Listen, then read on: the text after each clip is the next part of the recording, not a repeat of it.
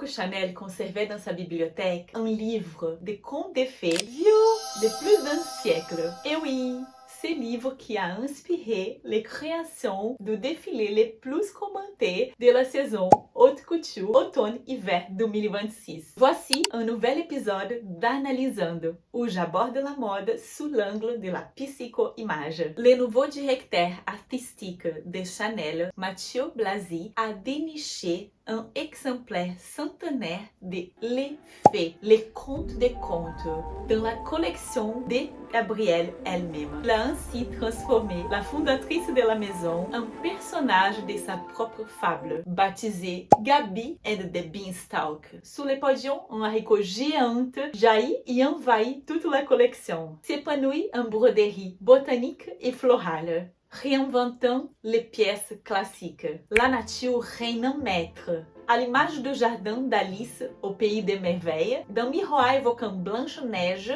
et d'un imprimé représentant la poule aux œufs d'or. Boucle d'or y est également présent. Un conte de fées tissé avec l'histoire réelle de la marque. Mais ce que nous allons analyser en profondeur ici, c'est ce qui se cache derrière tous ces récits. La presse a qualifié ce défilé de la sublime revanche des femmes réelles. Et Blazy s'appuie précisément sur cet héritage pour réaffirmer quelque chose en 2026. Moins de taille marquée, plus de liberté de mouvement. Une coupe droite qui accepte le corps tel qu'il est, sans le serrer, sans modeler à force. Mathieu l'a fait ce que Coco a fait le siècle dernier. Il a redonné son autonomie au corps féminin. Les tweeds et les coupes droites de Chanel n'ont jamais été une simple question d'esthétique. C'est Coco qui, il y a plusieurs décennies,